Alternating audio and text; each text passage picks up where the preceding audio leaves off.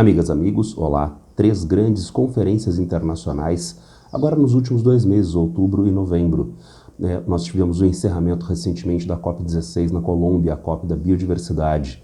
Nós já temos a abertura e está se desenrolando a COP29, a COP das Mudanças Climáticas, no Azerbaijão, em Baku.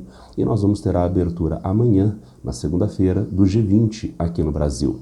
Vamos dar uma olhada então nessas 3 conferências, nos vídeos desta semana e da semana que vem. Nesta semana nós vamos nos concentrar principalmente na conferência que já se encerrou, a COP16 da Biodiversidade na Colômbia, em Cali, e na COP que está em andamento.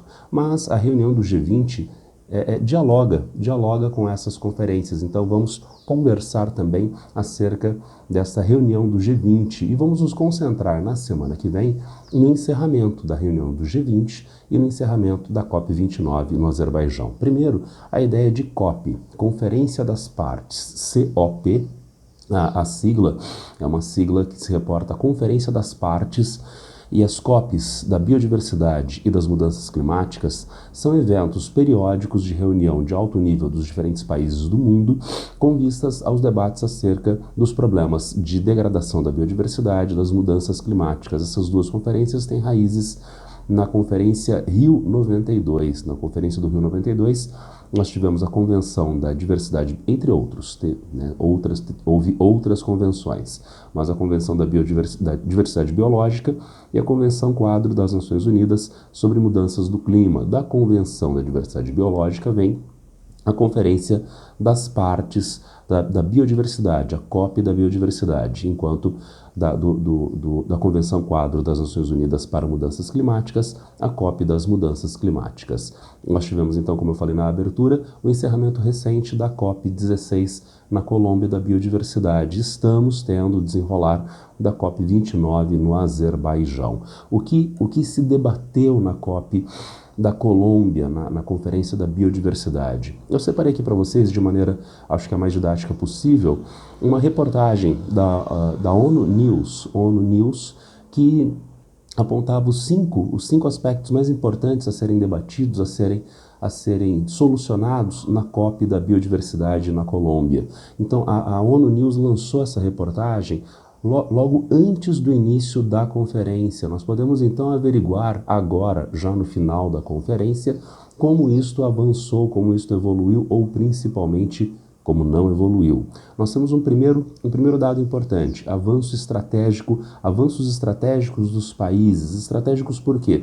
Porque são as formas organizadas, as formas planejadas que os diferentes países têm de atingir metas de conservação, preservação da biodiversidade. Mas, neste quesito, nós tínhamos um grave problema no início da conferência em 21 de outubro agora. O problema é que nós tínhamos apenas 35 dos 196 planos nacionais relacionados à conferência atualizados. Os planos estavam desatualizados. Como nós podemos fazer uma gestão da conservação e preservação da biodiversidade sem planos de conservação e preservação, tá certo? E ao final da conferência isto foi atualizado? Não, foi minimamente atualizado para de 35, 44 países de 196 ao total. Ainda mais, houve como não aconteceu um avanço significativo no que diz respeito à atualização desses planos, houve a proposta de, na próxima conferência, em 2026, fazer a atualização, mas não houve estabelecimento de critérios. Por exemplo, na COP das Mudanças Climáticas, nós temos, e desde o Acordo de Paris, a ideia de redução, meta de redução do aquecimento global frente ao período pré-industrial, frente ao período anterior à Revolução Industrial. Então nós temos metas estabelecidas a serem cumpridas, de grande alcance e de menor alcance, estabelecidas a partir de cada um dos países. Não se estabeleceu a mesma coisa ainda para a biodiversidade, e a Conferência da Colômbia não melhorou este quadro. Mas um problema grave, nós vamos retomar ao longo do vídeo, o financiamento. Na conferência foi levantado o montante de 700 bilhões de dólares necessários para investimentos na conservação e preservação da biodiversidade, sendo que desses 700, 200 bilhões deveriam ser dados anualmente. Agora, houve avanço disso? Não, não. Isso era o que, como eu disse no princípio, né, se tinha no início da conferência, a demanda dos ambientalistas de aumento dos investimentos para a conservação ambiental. Mas não só isso não aconteceu, como houve uma pressão reversa. Muitos países reclamando do duplo financiamento. Há financiamento que o país já destina para a contenção das mudanças climáticas e a contenção de dano da biodiversidade, segundo a leitura desses países, seria um duplo financiamento, financiar duas vezes para a mesma coisa, o que na prática não corresponde à realidade. Trata-se, portanto, de um subfinanciamento na prática da questão da biodiversidade. Mas monitoramento de progressos, né? Então a ideia de como vão ser medidos os avanços em termos de conservação da biodiversidade. Novamente, eu dialogo com o quesito anterior, a ideia de metas estabelecidas. É difícil nós estabelecermos o monitoramento de progressos se nós não temos metas estabelecidas, não é? No melhor estilo Dilma Rousseff. Né? Eu não sei qual é a meta, mas quando a gente atingir a meta, a gente dobra a meta, né? Mas dificilmente sem saber qual é a meta. O item 4, benefício dos recursos genéticos. Aqui nós temos um pequeno avanço na Convenção da Colômbia, porque nós já temos do ano de 2010 o Acordo de Nagoya, que pressupõe, entre outras coisas, a ideia de financiamento dos países ricos, de empresas de países ricos, a países e povos originários detentores de patrimônio genético utilizado por esses países e empresas, conhecimentos tradicionais utilizados por esses países, por essas empresas. Então lá está o laboratório alemão que produz um remédio de comercialização mundial, ele ganha uma grana com isso, mas o remédio é feito com base em recursos gênicos, recursos genéticos de plantas de um país do sul global. Ele foi desenvolvido através de conhecimento tradicional de um povo tradicional numa área de um país do sul global. O que o país do sul global ganha? O que esse povo tradicional ganha? Nada, nada. Isso passou a ser revisto no Acordo de Nagoya, exigindo, portanto, o pagamento de royalties ambientais a esses países, a esses povos originários detentores do patrimônio genético dos conhecimentos tradicionais. Mas houve agora um avanço no que diz respeito às informações de sequenciamento genético digital, que são formas de essas empresas e países fazerem a transmissão de informação ligada a este patrimônio genético em recursos que são importantes para a produção de, por exemplo, fármacos, de cosméticos e assim sucessivamente. Então, a partir disto, o levantamento de um fundo destinado ao país pobre, destinado às populações originárias. Isso, portanto, foi um avanço da COP. E, finalmente, a questão dos povos indígenas. Houve a participação mais ativa de povos originários nessa COP comparativamente às anteriores, não apenas povos indígenas. A ideia de conservação ambiental envolve diferentes atores sociais em diferentes níveis de governança. Não é só a ONU, não são só os governos nacionais, é a sociedade civil em diferentes aspectos, em diferentes manifestações ligadas à conservação ambiental. Houve não apenas a participação mais forte de comunidades indígenas nessa conferência, como também, né, níveis de governança abaixo do nível nacional, como o provincial, estadual, como o municipal, mas os governos nacionais não participaram tão ativamente e inclusive, principalmente, atuaram na prática contra o aumento de financiamento e um avanço ou sistematização do que já tinha sido estabelecido na COP anterior em Montreal, no Canadá. Na COP do Canadá, a COP 15, foi levantada a ideia de a criação de áreas protegidas em escala global, 30% da área total do planeta destinada a áreas de proteção. Então, nós precisaríamos identificar quais seriam estas áreas para chegar a este montante de 30%. Isso era uma ideia lá da COP15. Ela avançou significativamente agora na COP16? Não avançou. Por isso, há quem veja o copo meio cheio. né, a ideia de, por exemplo, maior participação de povos indígenas, de povos originários, e o fundo ligado ao patrimônio genético, às informações de patrimônio genético. Eu vejo o copo quase vazio, né, na medida em que não houve aumento do financiamento, na medida em que os governos nacionais, apesar do maior aumento de outras instâncias de governo, atrapalharam não só o financiamento, como o estabelecimento de metas e a ideia de 30% de áreas protegidas em escala mundial. Avançando então da COP16, lá da Colômbia, COP da Biodiversidade, para a COP29 das mudanças climáticas em Baku, no Azerbaijão. Nós temos a COP se desenrolando agora, tá? Em 11 de novembro ela se iniciou, vai se encerrar na semana que vem, no dia 22 de novembro. E segundo a reportagem que nós temos do The Conversation, nós encontramos o que esperar das negociações climáticas da COP29 em Baku, a mesma ideia que eu falei da ONU News. Então, alguns aspectos que essa reportagem, que esse artigo da The Conversation levantou acerca do que poderia estar dado, debatido, solucionado na COP29. Um dos maiores problemas é o financiamento. De novo, e assim como na COP16. Então, qual é o problema de financiamento? Fazer cumprir as determinações da COP15. A gente está na COP29. Da COP15 das mudanças climáticas, que foi lá na Dinamarca, em Copenhague. O que foi estabelecido na COP15? Os países ricos, os países do norte global, destinarem 100 bilhões de dólares anuais para a contenção das mudanças climáticas. Esses valores foram atingidos? Olha, espremendo cada centavo, né, chega a valores anuais de 70, 80 bilhões de dólares. Está, portanto, muito abaixo das expectativas, das necessidades mundiais. Muito abaixo, inclusive, por quê?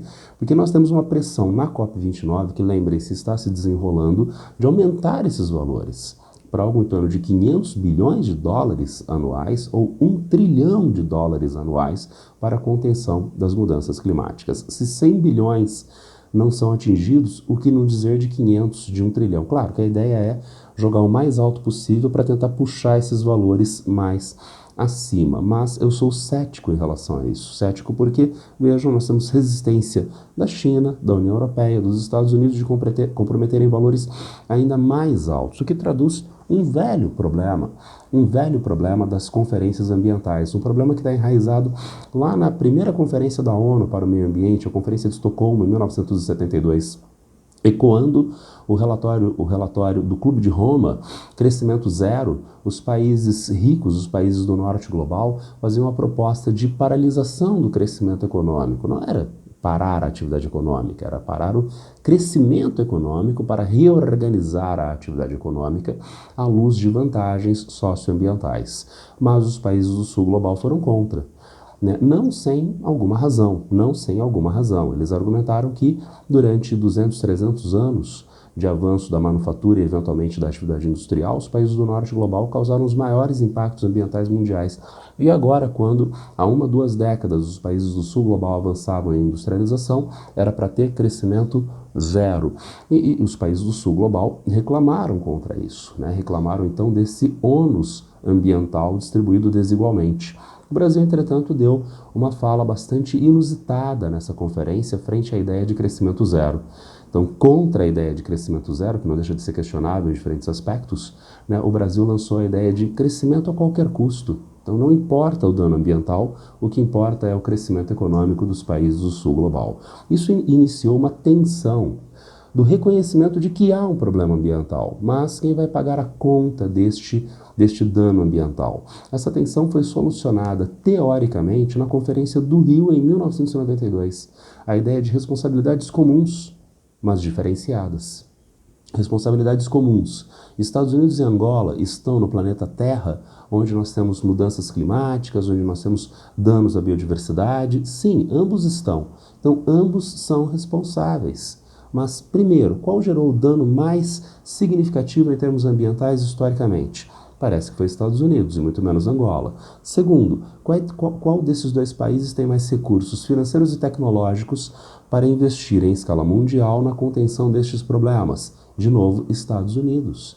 Então, a conta maior, e se acordou isto entre os diferentes países do mundo na Conferência do Rio, a conta maior tem que ser paga pelo norte global. Mas qual é o valor desta conta? Isso não foi acordado. Isso é acordado politicamente em cada conferência. E por isso que eu coloquei para vocês, é um problema antigo e mal resolvido, porque teoricamente tem a ideia muito bonitinha de responsabilidades comuns, mas diferenciadas. Porém, na prática, a gente tem dificuldade de operacionalização dessas ideias. Para piorar, na COP29, nós tivemos a participação da conferência dos conferencistas americanos, tem a delegação dos Estados Unidos, mas essa delegação é americana de Joe Biden. E quem estará na próxima conferência do clima em Belém, aqui no Brasil, né? Quem estará nessa próxima conferência é a delegação de Donald Trump, um negacionista ambiental, né? O país hoje, segundo maior emissor de gases de efeito estufa, o país que tem a maior emissão histórica de gases de efeito estufa, maior potência econômica e militar mundial, que vai ser governado a partir do ano que vem novamente por um negacionista climático. Isso já deixa desdobramentos. Vejam o que aconteceu com a delegação da Argentina na COP29. Segundo ordens de Javier Milei, essa delegação abandonou a COP29. Abandonou por quê? Vejam, eles foram, mas abandonaram eventualmente a COP29. Segundo Javier Milei, a questão ambiental são mentiras socialistas. Queira isso dizer o que for, tá certo? Não sei qual é o significado disto, né? Isso deve só fazer sentido na mente de Javier Milei, né, que tem muito cabelo para fora e deve ter cabelo para dentro, no lugar do cérebro, né? Mas a gente entende isso, porque como Donald Trump é um negacionista, já há, portanto, um alinhamento de negacionismo climático aqui na América do Sul e com os Estados Unidos, por exemplo, nessa sinalização de retirada da delegação da Argentina lá da COP29, tá certo? A gente pode ver, portanto, as ramificações da eleição de Donald Trump em termos ambientais, nesse episódio da retirada da delegação da Argentina, o diálogo entre Milei e Donald Trump, e portanto o que a gente pode esperar de governo Donald Trump e das questões ambientais nos próximos anos. Mas ainda na mesma COP29, segundo o Observatório do Clima, nós tivemos a COP29 caminha para ser a segunda maior na história das conferências, com 66 mil pessoas credenciadas. Incrível, incrível. Então, o Observatório do Clima elogiando isso? Não. A própria reportagem destaca um problema gravíssimo relacionado a essa quantidade de credenciados, porque uma parte significativa desses credenciados é de lobistas ligados à indústria do petróleo, né, de emissão de gases de efeito estufa. Na verdade, a gente só poderia esperar isso mesmo, porque as duas últimas COPs das mudanças climáticas aconteceram em países fortes exportadores de petróleo. É o caso da última que aconteceu nos Emirados Árabes Unidos e a atual que está acontecendo no Azerbaijão, no Mar Cáspio, né, que explora abundantemente petróleo e gás natural. E a gente pode ver essa participação de lobistas na conferência através desse quadrinho da própria reportagem. Baseado na própria reportagem, o Azerbaijão, país sede, tem a maior delegação na COP29, 2.229 delegados na COP29. O Brasil aparece na segunda posição, 1.914 delegados. A Turquia, que está ali na região e é um país aliado do Azerbaijão, tem 1.872, Emirados Árabes Unidos, 1.011. E daí aparece um problema, Emirados Árabes da última conferência, Emirados Árabes do lobby do petróleo. Boa parte desses lobistas do petróleo estão nesses 1.011 dos Emirados Árabes Unidos, e vejam, a China aparece na nossa última posição na lista com 969 delegados. Só os lobistas de petróleo, 1.773. Estaria então na quarta posição se lobistas do petróleo fossem um país. Daí o questionamento, para nós termos essa quantidade de lobistas credenciados, o credenciamento não deveria ter algum critério mais rigoroso de estabelecimento de pessoas participando oficialmente da conferência? Ainda mais, para a conferência ser estabelecida em países fortes exportadores de petróleo? É claro que não, tá certo? Então, tudo isso exige revisão para que as COPs possam cumprir a sua função propriamente. Ainda mais, esta COP está sendo marcada por tensões diplomáticas. A primeira tensão, o problema da retirada da delegação de Javier Milei com a sua fala absurda de mudanças climáticas ser mentira socialista. Logo na abertura da COP29, o presidente do Azerbaijão fez duras críticas contra a França, né, alegando que a França pratica crimes coloniais na Nova Caledônia, lá na Oceania. Veja, há problemas, sem dúvida alguma, né, na França e nas suas, né, remanescentes áreas coloniais, por exemplo, na Oceania. Mas será que a Conferência do Meio Ambiente, a Conferência das Mudanças Climáticas é o melhor ambiente e momento para fazer essas críticas duras a partir do presidente anfitrião do país? Qual foi a resposta francesa, senão não enviar a sua ministra das mudanças climáticas para a COP, portanto, com uma ausência de um diplomata de alto nível, uma diplomata de alto nível na conferência. Apesar disso, o Brasil teve uma participação, está tendo uma participação relativamente destacada no que diz respeito a colocação dos novos objetivos do Brasil. Lembre-se, lá na COP da biodiversidade não tem esses objetivos. Na COP do clima há esses objetivos, chamados objetivos nacionalmente determinados.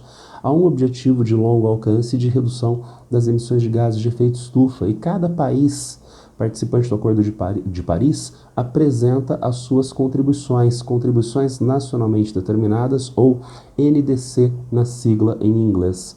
O Brasil inovou este ano, então ele propôs não uma meta de redução, mas uma banda de redução de gases de efeito estufa. Então, a emissão em 2035 de 850 milhões de toneladas equivalentes, ou no máximo 1,05 bilhão de toneladas. Então, a meta para 2035 seria neste intervalo. Então, o Brasil pode ajustar a sua atividade econômica e os investimentos socioambientais ao longo dos próximos anos, tendo em vista este intervalo. E já foi dito pela ministra Marina Silva que não é um intervalo com o objetivo de se atingir a banda alta, 1,05 bilhão. Tá? O objetivo é atingir a banda baixa ou tentar fazer a revisão deste intervalo para baixo. Além disso, no mesmo documento, o Brasil cita o ideal de banimento de combustíveis fósseis e o objetivo de desmatamento zero. São objetivos mais ambiciosos para 2035 e que o Brasil tendeu então agora a apresentar nessa conferência, que tem esses problemas diplomáticos se desenrolando. E como eu disse para vocês no começo do vídeo, nós temos um diálogo entre todas essas conferências. Há, por exemplo, a pressão dos países na já encerrada Conferência da Colômbia da Biodiversidade, de redução do financiamento para a biodiversidade, tendo em vista o financiamento para mudanças climáticas. A COP da Biodiversidade dialogando, nesse caso negativamente, com a COP das mudanças climáticas.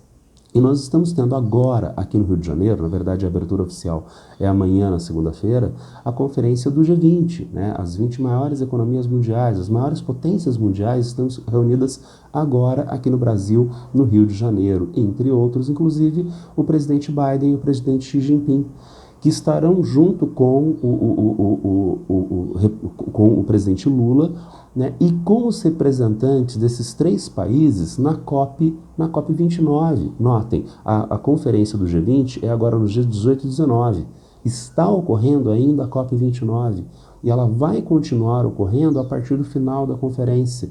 Diplomatas de alto nível, segundo a reportagem do UOL, se retiraram lá de Baku, no Azerbaijão, e viajaram durante esse final de semana aqui para o Rio, para fazer alinhamento, principalmente do que diz respeito ao financiamento climático, para voltarem à conferência a partir do final do G20 aqui no Brasil, voltarem à conferência em Baku, no Azerbaijão, para tentar destravar este problema do financiamento. Claro que a gente pode imaginar, tá certo, mas a gente tem como personagens importantes os delegados americanos, que no ano que vem vai ser de Donald Trump. Então, o que eles acordarem este ano de aumento ou manutenção de financiamento não estará dado no ano que vem. Sim. Mas daí aparece uma questão que se impõe em termos de realidade e de capitalização política. A gente pode confiar sim na manutenção dos investimentos acordados com a China e com o Brasil também, fazendo com que, dentro de um cenário em 2025 que se desenha com o avanço do negacionismo em alguns importantes países do mundo, Argentina, Estados Unidos, evidentemente, nós podemos ter capitalização política ambiental, soft power e capitalização política ambiental a partir de países como o Brasil, países como a Colômbia, que recebeu a COP da biodiversidade, países como a China, que está se alinhando com o Brasil nesta solução de financiamento ambiental mundial, financiamento para mudanças climáticas. É isso. Um bate-papo rápido acerca da conferência da Colômbia, da conferência do Azerbaijão que ainda está se desenrolando e um rápido diálogo com a conferência do G20 que vai ser aberta amanhã. Na semana que vem, quem sabe a gente consegue um novo vídeo com o fechamento da conferência do G20 e com o fechamento da conferência das mudanças climáticas. Se alguém tiver alguma dúvida, alguma crítica acerca desse vídeo, já sabe, é só me encontrar a qualquer tempo nas redes sociais. Abraço para todas e todos e boa sorte.